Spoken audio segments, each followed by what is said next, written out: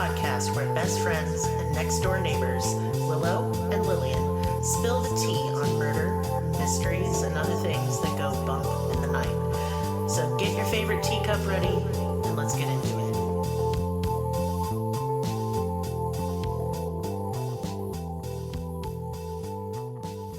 Welcome to Cruelty Podcast. This is Lillian, and with me is Willow.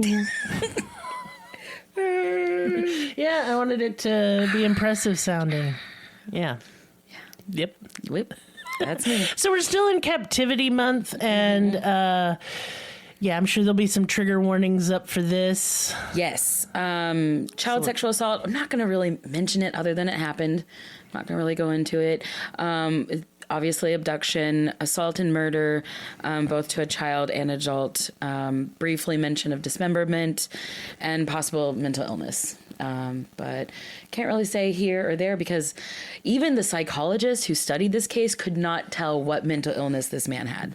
So we'll see. But dang. I'm just saying that just to before we get started because this is one of the strangest cases. I've heard of this case and I'm vaguely familiar with it, and it is real weird. It's strange. It's a strange one. It's really strange. Yeah, absolutely. But we can probably go a little lighter on this. Is not quite as triggering, I don't think, as other episodes have been. So if you don't have the spoons for it today, click away. Right. So yeah, the story takes place November 10th, 2010. So, I mean, it feels like it's fairly recently. But and then you go, oh, that was like ago. Almost 15 years ago at this point. Cool. Whoops, okay. I don't know where I am. So in Mount Vernon, Ohio, 911 receives a phone call from a manager from the local Dairy Queen. Her name is Valerie Haythorne. She tells them that she was worried about one of her employees named Tina who hadn't shown up to work. And this was clearly not like her. She had called her cell phone, no answer. She had called her house phone, no answer. She'd called her emergency contact, her best friend Stephanie, no answer. So she called 911 and they did a wellness check, no answer. The next day, Tina's friend Stephanie was reported missing by her boyfriend. Tina's 2 children were reported absent from school. And when Tina didn't show up for her next shift the next day, Valerie went to her house to make sure she was okay. And with no answer, she entered through the back window. And when she came inside her employee's house, she found the house completely empty with a trail of blood through the house. She called 911 again, and this time telling them that she let herself in and that there was blood everywhere. And you can tell that she's panicking as the police tell her, do not enter that home again. Wait outside for us to get there. Oh, that's so scary. Absolutely terrifying. Because this wasn't just some employee. This was like her store manager, and she was like the district manager. So this is somebody that she had worked a long time with, somebody that she trusted. Probably a work friend, you know? Yeah. That would just really freak me out. Yeah. When the officers arrived on scene, they found that the owner of the house, 32-year-old Tina Herman, and her 11-year-old son, Cody, and her 13-year-old daughter, Sarah, were all missing from the house, as well as their dog. After questioning the neighbors, they found that Tina's best friend, Stephanie Sprang, aged 41, was also missing. So scary. When investigators began collecting evidence, they found 3 separate blood stain patterns with trails of blood leading through the house, one near the front door, others from other bedrooms, all leading in through the hallway into the bathroom. As if you could tell where the people were killed and then dragged into the bathroom one by one. It's terrible. Absolutely devastating. Unfortunately, all of the blood had been covered with motor oil, likely to be set on fire, but it completely contaminated the scene, and they couldn't really get any DNA from the blood. But the motor oil did preserve a shoe print made from someone as they were walking out the door. Knowing, but you could tell by the direction, they knew that person was walking out of the door. It was a size 7.5 women's Airwalk tennis shoe.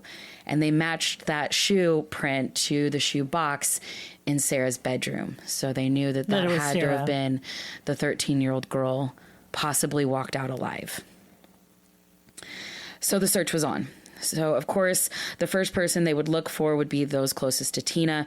Her and her boyfriend were allegedly on the rocks at the time. I think both of them knew it was kind of they were fizzling out. Yeah. They could both feel it.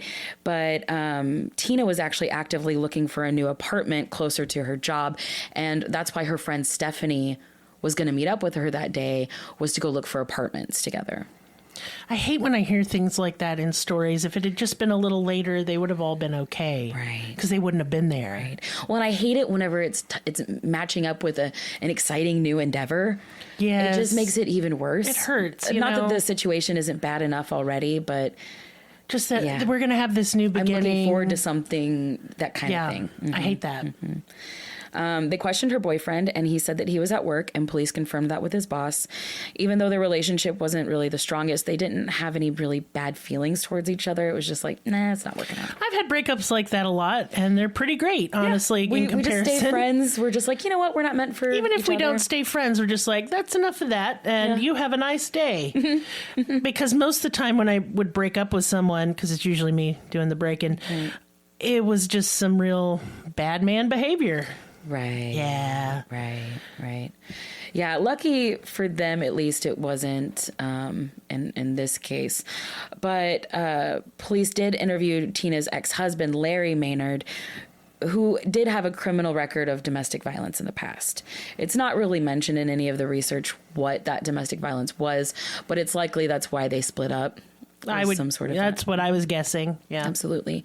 So yeah, they wondered if maybe the ex-husband came after her because, you know, he was jealous or anything like that. But when they interviewed him, he seemed genuinely worried about his children. Like legitimately worried, had no idea that this had happened. And he expressed no ill intentions towards his ex-wife. He was actually remarried at this point, allegedly happily married. So he was not a suspect either. Meanwhile, at the crime scene, investigators at the house are still going over the crime scene, and they find something in the garage. It's a shopping bag full of various things needed to clean up the crime scene, and including the motor oil used at the scene and a receipt. So they followed that receipt back to the store, the exact time and date, so they were able to kind of establish a timeline based off of that. They talked to the employees there that were working that day, and they pulled up the surveillance video and asked them if they had seen anything. And one person said that they saw this man leaving the store in what they thought was a Toyota Yaris. And they ended up bringing it up on surveillance later and confirmed that it was a Toyota Yaris. And so the police went back to the station to look up all of the Toyota Yaris owners of the area. And on the bottom of the first page of the list was a man that fit the description. And so much so that he was even wearing the exact same shirt in his driver's license that he was that day in the surveillance video. Jesus. Just happen chance. Boy, you just don't But get you just put lucky it side that by often. side. You're like, well, yeah, that's the guy. That's the dude. Yeah. Yeah, there he is. No hiding it. Yeah. He was 30-year-old Matthew Hoffman. And he didn't live that close to the victim's house currently, but apparently his parents lived right around the corner. So it's likely he knew the area or possibly knew the Probably been house. watching for a minute. Possibly. That's what my assumption was, but there was nothing really that could back that up, other than like, it's a possibility. Isn't it funny how after you do, like, you make true crime content for a while, you just start assuming things because based of patterns of other cases? But then you also have to like backtrack and say, I have to confirm that before I say, because a lot of times we can insinuate or think something and then it can be completely wrong. Mm-hmm. Yeah, I find that both very interesting, and why, again, like, decent research is so important. You have to grab from so many sources and so many resources, video, audio, text, all of the things, get the documents. I use no and less than cross-reference. 10 just about every time. It's so much because you have to really kind of grasp what really happened instead of these little nuances that could be wrong. And I can't use just like podcasts, for example, because they're wrong a lot. Well, again, we have that, historical story of like telephone, Yep. The more times we tell the story, the more fucked up it gets. We all have our way of storytelling. So Indeed. Cross-referencing. Super important. Very important. But yeah, so I couldn't really tell like exactly how long he had known this family. What I thought was his intention was actually from research, not necessarily. We'll get into it, but yeah, I'm glad that you brought that up because what I thought was really going on, the more I looked into it, I could possibly be slightly right, but I don't know. We'll see. So police definitely thought that they had their guy. They called the SWAT team, and what they found inside his house still just completely baffles me to this day. I don't think I'll ever forget about the images of this crime scene. I will, of course, be, giving you guys all the photos and everything. So, okay, so the SWAT team shows up at his house, right? Mm-hmm. One SWAT officer busts down the door while another officer behind him throws a flash grenade. This startles Matthew Hoffman, who is asleep on the couch just inside the door. And they rush in through the smoke. They tackle him, get him to the ground. They start handcuffing him. Matthew, in complete, like he's not really fully awake yet. So he's like, what's going on? And the officer says, you tell me. Damn. The moment the officer says that, Matthew Hoffman does not say another word at all. And we'll get into his interrogation a little bit because it's long, days worth, but it's just really annoying that he doesn't talk as soon as I'm gonna be telling you, if police ask you something, you don't have to talk, and you shouldn't. Don't have to. Don't fucking do it. We'll get into why I'm annoyed about that. Okay. Later on. Okay.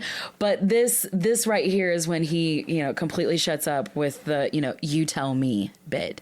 So they rush him out, right? And then they have to search the house for any bodies or living people that might still be in there, any type of victims. Mm-hmm. So they go in and it is floor to ceiling covered in Walmart bags full of leaves, stapled bag by bag, row by row, floor to ceiling, covering the walls.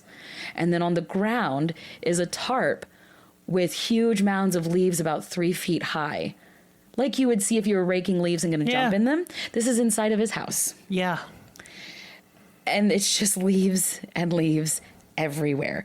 And it's, again, not just strewn about here and there. It's meticulously placed. All over the living room, all throughout the house, leaves. Even the bathroom had over 100 bags of leaves carefully lining the walls, surrounding the toilet, and even covering the mirror. Oh, that's so strange. It's very strange. I don't know why that sentence gave me the heaves, but it did. Strange.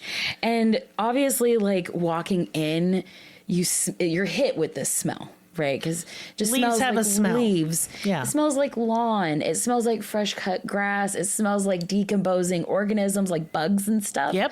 Because that bugs, shit's in leaves. Bugs lay their eggs in leaves, and then whenever you're raking, you're probably getting acorns. Found out the hard way that acorns have little bugs in them.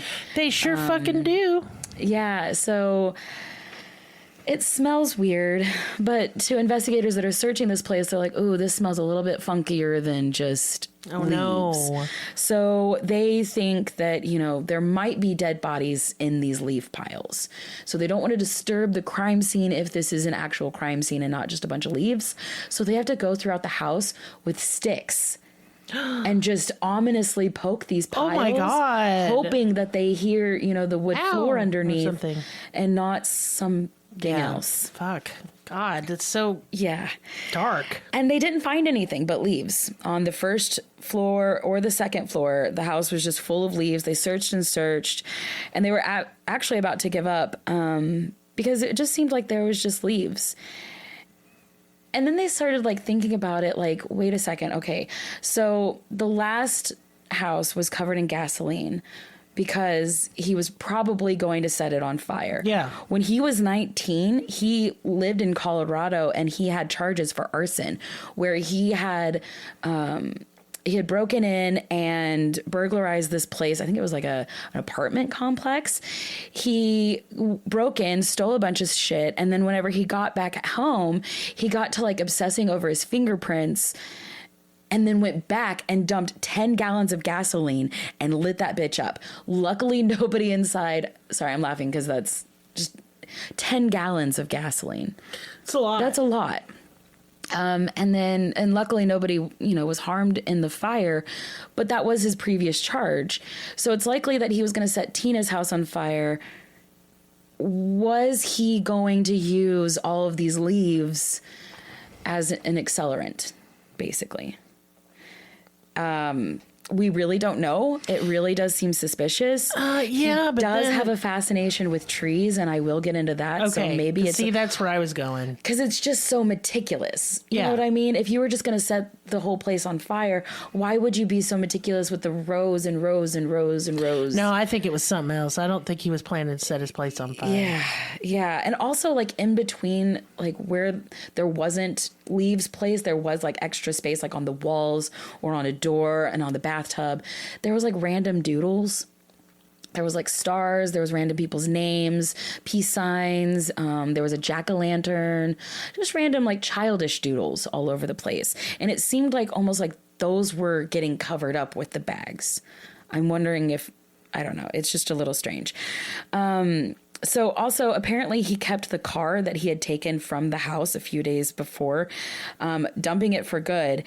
And when he did, for some reason, he sat next to the Jeep in the parking lot.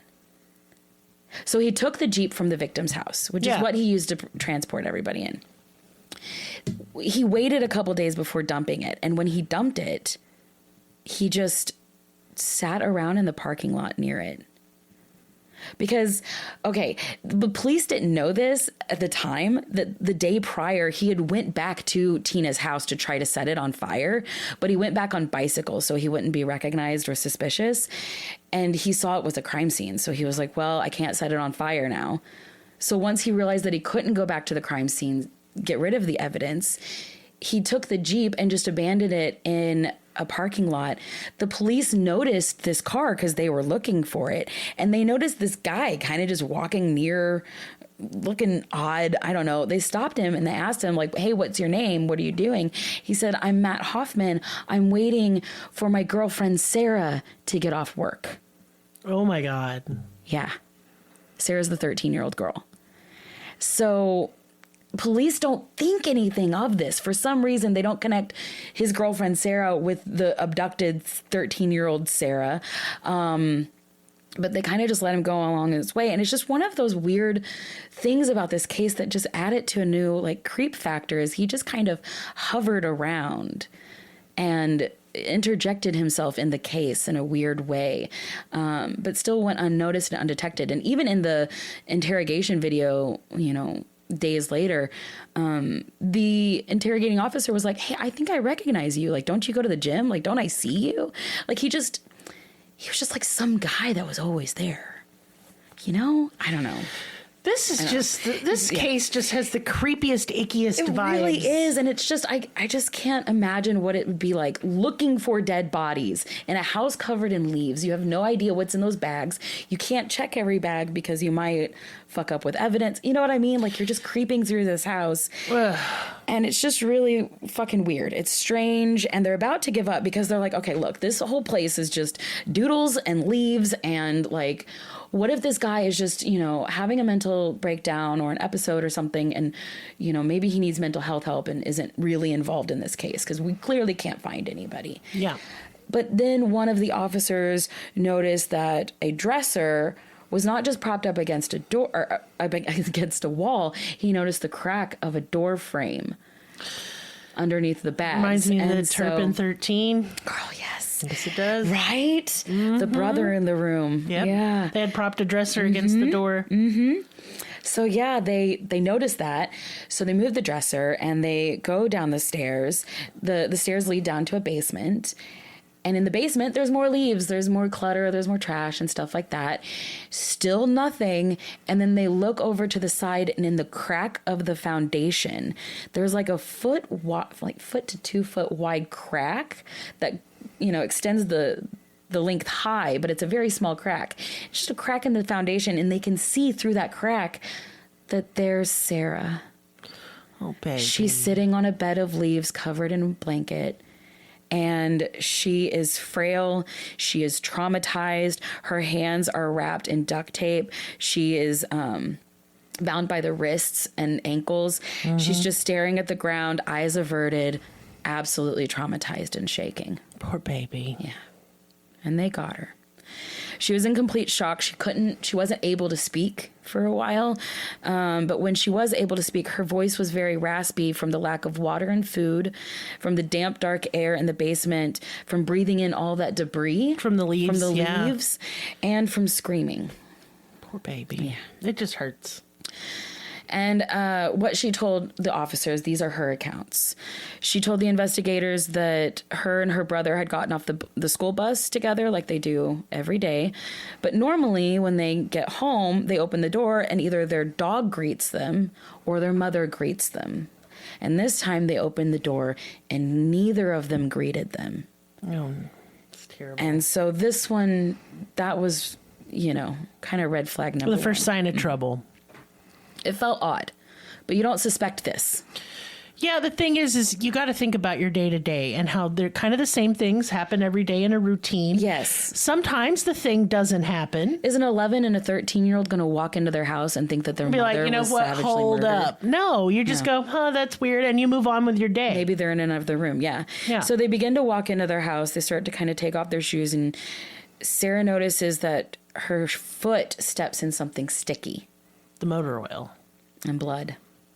Fuck. She looked all around the room, noticing the blood trails. She's kind of nervously gasping, taking it all in. And then as she's walking throughout the house, she looks and turns around at her brother Cody. And Cody is just standing there in complete shock, completely frozen, eyes wide, staring behind her. Oh, God. And she turns around and there's a man running at her from down the hallway, completely covered in blood, her mother's blood, holding a knife, running at her. And she did all she could in that moment and tried to run for the phone to call 911. He got to her before she could do that. And he ended up tying her up, gagging her, and making her lay on the kitchen floor while he went after her little brother. God. And he killed her little brother, Cody. And she had to hear all of it from the kitchen floor. And then she heard him clean up. And when she heard him getting done cleaning up, she knew that he was done. And that's just fucking devastating. So, yeah, as soon as she heard him finish, he comes back into, in division. He's coming down the hallway. He picks her up and he puts her in the back of her mom's friend's Jeep. She couldn't see because she was blindfolded, but she could feel that he was sitting her on top of a trash bag. Later on in the investigation, much later, she would find out that trash bag she was laying on was her family. Oh, my God. Yeah. So with her testimony and the evidence, they were able to piece together a timeline.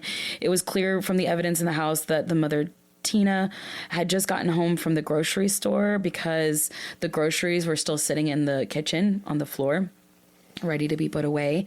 It's also likely that either Tina's friend went with her grocery shopping and then just followed her back because her car was there along with Tina's. So it's likely she pulled in, unloaded the groceries, and then her friend pulled in behind her. Right. Because while Tina was being attacked, the man was attacking, or her best friend came in to try to save her. And so he killed Tina. And then when the best friend saw this, Stephanie, when she saw this, she tried to run to get help.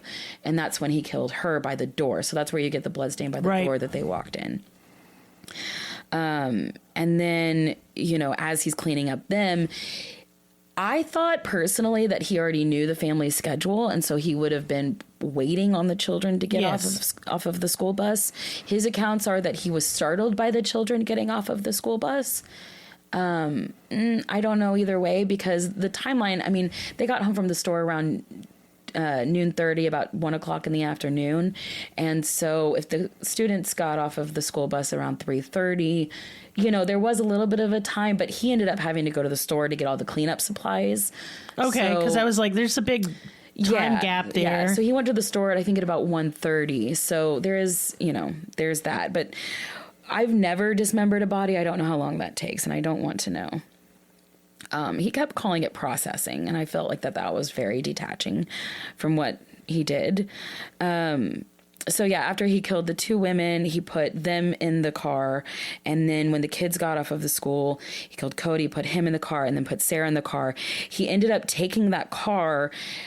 I think Stephanie drove a Jeep. And then switching the cars later. So he had parked his car somewhere else, right, walked down.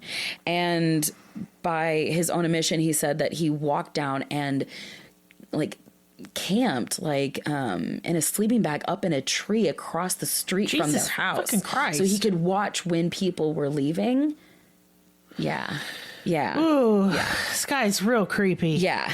Yeah. So he took Sarah to his house, and when he brought her inside, she could instantly smell all the leaves. Like, she couldn't see anything because she was blindfolded, but she was like, I could feel myself walking into a house. I could hear walking into a house. But why does it smell like the forest? Yeah, it's right. Just very sensory jarring.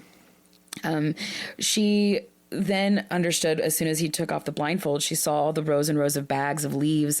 And then he brought her down to the basement where he made her a makeshift room with a bed of leaves and told her that this was so that she could be comfortable. He always reassured himself and then later on the police officers that he was doing his best for her. It's disgusting. So yeah, during her time in the leaves, aside from sexually assaulting her, which I don't want to talk about it, but it did happen. Aside from that, he would keep her bound and blindfolded for the majority of the time. But when he did take the blindfolds off, he brought down a book, Treasure Island, for her to read, which I love Treasure Island. I actually have a really beautiful vintage version of it. But I just find that very strange to bring an imaginary children's, you know what I mean? Yeah, it's weird. When you're in such a dark hole. And then he brought down a TV and they watched Iron Man together, which I just think that's weird. He told officers later that they played video games and stuff, but she was like, no. She stayed awake, just worrying about her family, trying to listen for any shred of sound or evidence that they were still there, that they were alive, really listening for her little brother. She didn't eat the entire time she was there. He fed her a bowl of cereal, but the milk was rotten, so she refused to eat it. He told her that if she got hungry, he would make her eat a dead squirrel. Apparently, he was not just obsessed with trees, but squirrels. This is where I don't even have no words. I'm telling you, this is some of the strangest research. So, during the investigation, when they were searching his house, the police did find a deep freezer, and they were like, "Oh shit, we found a deep freezer." So they cautiously opened it up, thinking that there was going to be dead bodies in there, and there were, but they were dead squirrels. He literally had a diet of popsicles and squirrel. Girl. What the and fuck? The neighbors said that he would just sit up in the tree. He had a couple trees in his yard, and he would just sit up in the tree all day and shoot squirrels and set up squirrel traps. And then sometimes he would barbecue the squirrels, and everybody was like, yeah, he's real weird. He just eats squirrels. And I'm like, this is bad radio, but I'm just making a blank face because I don't know how to cope with that information. I guess popsicles and squirrels. It's what's for dinner. So, yeah. When questioned, the neighbors all said that he was a nice guy for all accounts. It's just really weird that he was always up in the trees shooting squirrels. They assumed that he was shooting squirrels and eating them because he didn't want to go to the grocery store. And I find that funny because that's how he was caught, because he went to the grocery store. That is funny, actually. A little twist of irony there. Yeah. The neighbors also said that they never saw him raking. Ever. Never once. Where are the leaves from? Exactly. Oh, I'm freaked out. He just freaks me out. He's just, every little thing is just so fucking weird. Why, dude? I don't know where he got the leaves. He was a tree trimmer. He wasn't working at the time of the incident, but he was an on again, off again, currently unemployed tree trimmer. So it's very likely that he knew a spot for some really dank leaves. Fuck off, Willow. Sorry. God. No, but really though, because like there was tarps, you know? Yeah. So I'm wondering if maybe he went out with a big tarp, got a tarp full of leaves, and then had Walmart sacks that he just, you know... Because did he fill up the Walmart sacks while he was on the scene? Because if he's No. I think the Walmart sack filling was like you described. At home? Yes. Right? That's what I was thinking. Because I thought here's what I thought to myself, and fuck you for making me think it, but I thought, all right, I need to fill up some Walmart bags with leaves. Yeah. And I'm going to staple these to my wall. Yeah. I want to be at home. I want to be comfortable. Right, because you don't want them blowing everywhere. I don't want somebody coming up to me like, what the fuck are you doing? And all you need is somebody's like one stash of pantry bags. We all have them. I got a cabinet full of them motherfuckers. So, you know, all he needs is one neighbor's stash. I ain't putting leaves in them, though. No, that's not what I'm doing with them. No, kitty litter. Kitty litter and like, you know. Yeah. Yeah, so it's just, you know, it's just really fucking weird. I don't understand why or how. I don't think anybody will understand because, again, multiple psychologists were hired to analyze this man. And they're like, there is mental illness. We do not know what.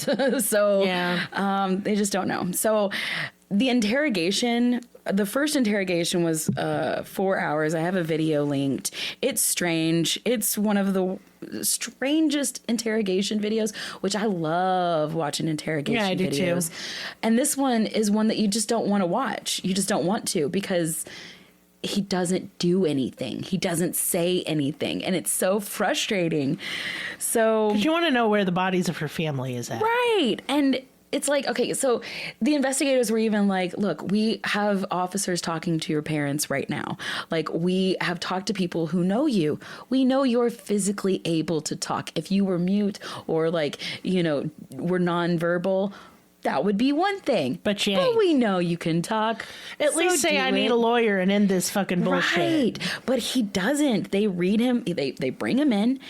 He's completely silent the entire time. Like while getting booked, they're like, would you like for us to, you know, take the handcuffs off the back and move them to the front to make you more comfortable? He doesn't answer any of those questions. He just kind of nods or make eye contact. Little questions like, are you feeling comfortable? Would you like to take off your coat and your hat? These little questions he refused to answer. And the more questions they asked him, the more visibly like he would kind of look at them like, ugh, you know I'm not going to answer this. You know what I mean? And it's just like, yeah. I'm playing a game with you, you know, and it's just annoying. It's annoying. Yeah. Eventually they got out the Miranda rights and read them out to him. And in the video, they have to say, you know, you have to verbally say yes or no if you're that you able to. understand. That you understand. And the officer is like, look, you have to say yes. You have to say it. Underneath his breath, he does the faintest little yes. It's so pathetic. Oh, it just makes me so mad. So he allows them to question. He waives away his rights. He allows them to question him. He does not say, I need a lawyer. You know? So what was all that previously about? Exactly. Because for the rest of the interrogation, he's just pissing these people off because he's sitting there and he's almost meditating. Like he's like holding his hands a certain way. Eventually he just starts closing his eyes. Like one of the interrogating officers was like, it was like he was comatose. But he wasn't. I wonder if he was intentional. I don't know. I wonder if he was dissociating or something. I think he was, but I think it was on purpose. Yeah, I agree. This was on purpose. Absolutely. And it was just really weird. It was just very strange. Eventually they start talking to him and they're like, look, like we have Sarah, but there's 3 other bodies. Oops. Sorry. Willow's knocking shit down. I talk with my hands. So they're like, look, we know that there's 3 other bodies out there. Like, please give closure to these families. Like, we really need your help finding these people. And he does this like weird hand gesture. So, and it's funny because like the officer's already annoyed at this part and he's like, dude, I don't know sign language. And I'm like, well, you should, but that's neither here nor there. You should. But yeah, he like points at his heart and then does this like hand explosion gesture. And the officer is like, I don't know what you mean by that. And so he redoes it. He points at his heart and then shows a gesture like you're breaking a stick. And he was like, your heart is broken? And he just kind of nods. He's like, your heart is broken because of what you did, or someone has broken your heart and that's why you did what you did. Nothing. That's it. He just does this weird hand. Christ. It's strange. And yeah, he just remains silent just the entire time. And it's weird because, like, okay, he could be talking about his breakup that he had recently, because he did go through a breakup recently. October 24th, his girlfriend, his live-in girlfriend, and her son moved out. So this is just about 2 weeks prior to this incident. Were the leaves in there? No. Whoa, that's a lot of work for 2 weeks. I'm telling you, it just gets weirder and weirder. Because, like, I'm sitting here thinking, like, he's been doing this for, like, a few years. He's been waiting for Sarah to get older. Exactly. He's been watching Sarah. No. He has been with this other woman. And that maybe the breakup caused his break from reality, and then he does the leaves. Yes, and maybe the doodles weren't his doodles of a madman, but, I mean, I use that in Air Bunnies, but may have been doodles of the son. Yeah, I thought about that. So maybe he's covering up all of the son's doodles. Boy, I can't even get a read on this one. Too weird. No, I know. So yeah, eventually he ended up not talking to the investigators all that first day. So they sent him to his cell. He was on suicide watch. And on the third day in jail, he confessed to an officer off camera in a single bathroom stall. I just feel like every sentence I say in this episode is a sentence I never thought I would. So yeah, he takes this officer into the bathroom with him and he's like, look, man, I had a bad dream. He's like, okay. He's like, it's about bodies and meat grinders. And he's like, okay. So does this mean you're going to confess? And he's like, yeah. So I'll confess, but on my own terms. So he's like, okay, I'm going to write on a piece of paper. I'm going to write on a piece of paper the location of the bodies. And before you look at that piece of paper, I'm going to try to escape. And as I try to escape, somebody's going to shoot me and kill me. And then you can look at the piece of paper. You can't look at that piece of paper till I am dead. And they're like, sure. They're like, no. They're like, no, that's fucking stupid. Why just lie and go, no, okay. They ended up saying sure and lying later on because that's where they're at with him. But at this part, they're like, no, you fucking idiot. No, we're like, no, we're not going to do that. So he was like, okay. So he tells them, like, look, I'm just going to kill myself in jail. Like, I don't want to live with what I've done. He was like, I don't want the injection because for some reason he was just really against Thorazine. But he definitely didn't want to spend the rest of his life in prison being called Leaf Boy. So he was like just trying to get, I don't know, death by like running from an officer, or death by escapation or whatever. So he's like, okay, so you guys, that's no deal. All right, well, I'm going to go back to my cell. So he waits 2 more days. He's like, all right, formulate another plan. And then, and then finally he was like, all right, I'll tell you where the bodies are. And he does. He leads them to the bodies, but he's like, okay, you just can't cut down the tree. I told you he's obsessed with trees. I'm sorry. Like, I'm doing bad radio here, but I'm just like, what? He takes them to the Kokosing Wildlife area and to the middle of the forest to a 60-foot tree where about halfway up, at about 35 feet up, there is a hole. And that hole goes all the way down. Oh, my God. The tree is hollow. He put them in the tree. Yes, he put them in the tree. And he told the officers, I will tell you which tree as long as you don't cut that tree down. And they're like, sure, buddy, we won't cut the tree exactly. down. They're like, uh-huh. And they're like, and the chainsaws are on the way. Yeah, well, they had to cut a hole in it to get to it. Yes, of course. And the interesting part is that the dogs had already searched that area. Was it just too high up, maybe? It was both too thick and too high up. Damn. Yeah, too thick and too high. just like me. Same girl. Yeah. So, yeah, they cut a small hole in the side of the tree. They got the body bags through the hole. And once they were all accounted for, they cut the tree down.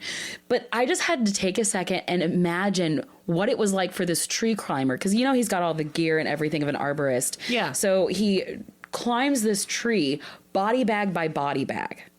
Right? Because he has to climb 35 feet up in the air to place the bag into the tree. Yep. He can't carry 3 to 4 because remember the dog, too. Kill the fucking dog. Yeah, his name's Tanner. I hate that. I know. It's really sad.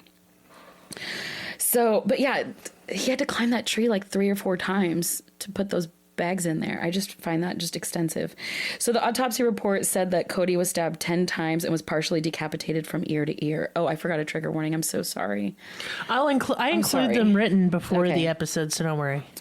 I'm just really quick going over what was found. Stephanie was also stabbed in numerous amount of times. The family dog, a miniature pinscher named Tanner, was also found in the tree in its own separate bag. He had killed it because it was barking too much. Look, I want to say this real quick before you move on. I do find it very sad that the dog was killed. Yeah. But I don't find it more sad. No. I will tell you this, that there is a little cherry on this story, that Sarah ended up getting one of the search dogs that was involved in her search. I love that. Isn't that That's a beautiful. beautiful ending? Yes. She is an amazing woman. Well, look, the reason I say that is a lot of people get real weird about the dog. About dogs, Yeah. and I will include it as a trigger warning. Yeah. Like the dog dies. Yeah. But y'all, I'm just gonna hold human life a little more in higher regard than a dog, and Especially and I in this love case dogs because nobody was, at fault. These were innocent victims. Oh, absolutely. But yeah, clearly he had an obsession with trees, with the leaves, the tree trimming service, the bodies being in the tree, the squirrels, even kind of tree-esque. I don't know. During his confession, he told the investigators about how he had parked his car and then, stayed the night in a tree the night prior. So there's just so much tree shit involved in this case. He said that his initial motive was robbery, and he did have a criminal history of robbery. But he later on said that he, quote unquote, loved Sarah. So we don't know. He could have. Here's what I've cobbled together, my speculation. He was casing the house to rob it. He had no intention maybe of killing anybody other than the mother. Right. Or no one at all. Because remember, he didn't bring supplies with him to clean up. He only brought a knife and a bat with him. I don't know why. Just intimidation. And he wasn't planning on anybody coming home because he thought that once Tina's boyfriend had left and then Tina had left, that they were going for the day. Work. He didn't know that Tina was just going to the store and coming right back. I agree that he didn't initially plan to kill all these people, but he did it. But why did he abduct the 13-year-old girl? Because it was a crime of opportunity, and he's got a lot of weird thoughts. Okay. I always wondered with this case if maybe he had been watching her from a tree years prior. I don't think so. You know what I mean? I don't think so. I think he was not mentally well clearly beforehand, but with the breakup, he had some kind of break. He's out of work. He needs money. He had already killed 2 to 3 people. He may have seen her and quote unquote instantly fell in love with her because of the mental state that he was in. Yes, that's what I was thinking. Yeah. Could have reminded him of his ex. Right. But she's young and impressionable, and he can keep her. Right. Like, see, this whole time, I never once thought that the motive really was robbery. I believe him. But now that I look at his history and I really thought the whole time that this was all about Sarah. I don't this was think all about so. getting her. I think this is one of those rare cases where it was just a crime of opportunity. Now, after her family was murdered, Sarah had to go live with her dad. Oh, sorry. Let's talk about the sentencing before I talk about that. Okay. So Sarah was barely 14 at this time. It was a very speedy trial. Like, I'm really proud of them for that. They ended up going to trial in January of 2011. So this is literally just a few months later, 2 months later. She ended up testifying It takes some real strength. Absolutely. And you could tell she's terrified, traumatized, but she wanted to show up She for did her it family. scared anyway. So big props for that. In January of 2011, Matthew Hoffman pled guilty to all 10 counts that he was charged and was sentenced to life without parole. Now, once all of that was done, once Sarah got to go home, after the hospital visit afterwards and everything like that, Sarah had to go live with her dad, and this was not a good situation, even though they did write a book together. So after the whole thing, they sat down together and wrote a book about her experience and about everything. It's called The Girl in the Leaves. It is linked below. You should definitely give it a read. I have it in my Your cart? Kindle app. Okay. Yeah. I already bought it. Oh, good. Yeah, because I actually bought it before you decided to do this episode. Yeah. I was just curious because Really? I'd heard about the case. So I was like, oh, there's a book. It's probably really, really worth reading. I didn't get a chance to. I've given it a brief skim, and it is good. I Her do recommend experience it. there is not talked about because she can't talk about it. No. It's so difficult. Yeah. And the Dr. Phil episode, I have it linked. I really want y'all to watch it. It made me uncomfortable. I did not appreciate the way he was pushing those questions. He's a big giant piece of fucking shit. Yeah, and that episode really did prove it. I didn't like. Here's something, and I'm going to link this in the episode unless I forget, which is entirely possible. But y'all also check out the Behind the Bastards episode on Dr. Phil. He is a giant human piece of trash. Yeah. And I will tell you right now, there's somebody else I'd fight in a fucking alley. Yeah, absolutely. He's very exploitive, You crooked, can tell. liar. You can tell. He's nasty. Yeah. I hate him. Yeah, absolutely. But yeah, just a couple years after her abduction, in 2013, when Sarah was 16, she had to press charges against her father, Larry, and her stepmother, Tracy. Oh, damn it. She had to go back to court 3 years after her mother and brother were murdered to And she was testify against her assaulted. father. For what?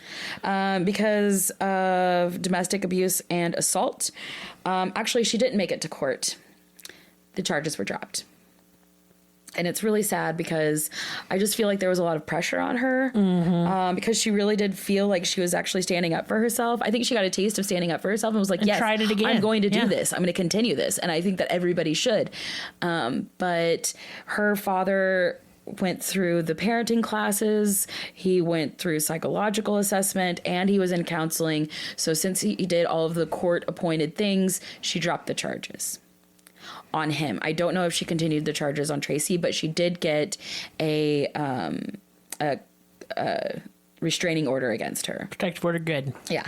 And they did have it in her court documents saying that he would not, contest or fight or anything about her going to live with her grandmother, her maternal grandmother. Good. And so at least that came from it.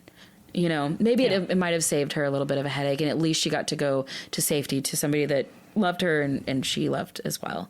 And honestly, hopefully, I hope that she lived happily ever ever. Yeah, I hope she has some healing. She has stayed out of the media as much as Good. possible, aside from the Dr. Phil show. She did appear on ABC News, this event that Elizabeth Smart hosted for when Jamie Kloss was found after her 88-day abduction. I was going to cover her this month, but we didn't have enough days in the month.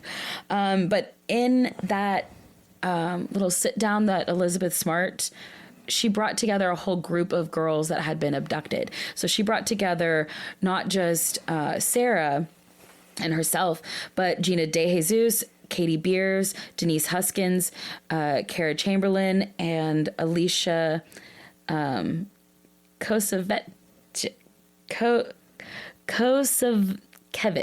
Yes, Kosakevich. Sorry. Very good. I tried. But yeah, so I kind of briefly looked up all these girls' cases. They're really interesting cases, and all of them were able to give Jamie Kloss their own personal words of wisdom and shoulder to lean on and open themselves up for her. I hate that there's enough of them to necessitate a group. I hate it too. You know what I'm saying? I really hate it too, but I really admire them because it was really hard. Yes. It was really, really difficult. Because again, like with every other case, I'm sure there's just victim blaming flying at them from every direction, especially with Elizabeth Smart. I'm sorry, but you can't be a female on this planet and do anything right. Here's what I keep saying. okay, is there's no way to live as an assigned female at birth person or a femme presenting person without scrutiny and without doing it wrong, according to somebody else. So you know what? Fuck it. Yeah. Don't let anybody tell you nothing just because you are a lady presenting person. Right. You do whatever the fuck you want, and if they don't like it, you can tell them to lick your butthole. And that's why we're all banding together. That's right, That's why damn we're it. all on this together. Brief business time, and I do mean brief. Yeah. Here we go. You ready? Yes. I'd say I have my business socks on, but I don't because I'm like a neurodivergent person and socks freak me out. I'm the opposite. I love socks, and I'm really weirded out that I'm not wearing them right now. Socks can fuck off. They're foot prisons. Anyway, soap. Oh, yeah. They're so pretty. I just restocked every soap we have except the strawberry boba tea that is sold out. It's sold out like immediately, so thank you. If you're a listener, you know what you're going to do? You're going to put cruel into the coupon. Can't say that word right. Cruel, like the devil. Cruel into the coupon box, and you get 10% off for being a listener and being my, friend. That's why. And I have soaps and perfume oils and jewelry. I have all kinds of cool stuff there. Candles will be up in a couple days, so just go do that. Yes, and we have a Patreon. That's where we're going to post pictures. For this case, you guys have to look at them. They are wild. Pictures are public posts. You do not have to be a patron to look at them. We didn't take the pictures. Why should we make any money off them? That's dumb. And at least 9 of them, because we have a cover photo, get put on Instagram. So please follow us. Our Instagram is rising in followers, and I'm very excited about that. So huzzah. Yeah. Follow us. Yeah. And check out the link tree. Don't be scared of it. Click it. What is a link tree? Well, it's a thing where all of our links are. You can find our Discord. No paywall on that either. Come hang out. Show me pictures of your cat and your food. I like those kind of things. Give me some fresh, hot memes, please. Fresh? The weirder the meme, the better. I'm going to be honest. I like a real It weird gives me the meme. serotonins and the dopamines. Yeah, we don't make those on our own. Can't. Brain not doing it. Nope. So please give me that. In addition, you can find me and Maris's novels. If you like fantasy novels and banging, you'll love those because that's what's in them. Anyway, that's all I got for today. I love you guys. If all you can do to support this podcast is listen, we appreciate you and love you very, very much. It was very intense. We fucking love you. Fucking love you. There, that was more intense. Yeah. Now we're all uncomfortable and I'm going to go away. Yep. Goodbye. Goodbye. Toit.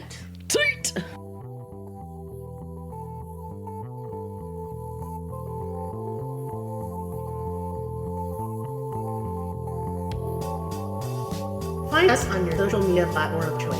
Linktree/cruelty has all of the links. Check out our Patreon for exclusive episodes, merch, ad-free episodes, live ghost hunts, and much more. Please be sure to subscribe. New episodes are uploaded weekly. Thank you so much. See you next time. Music and production by Libby.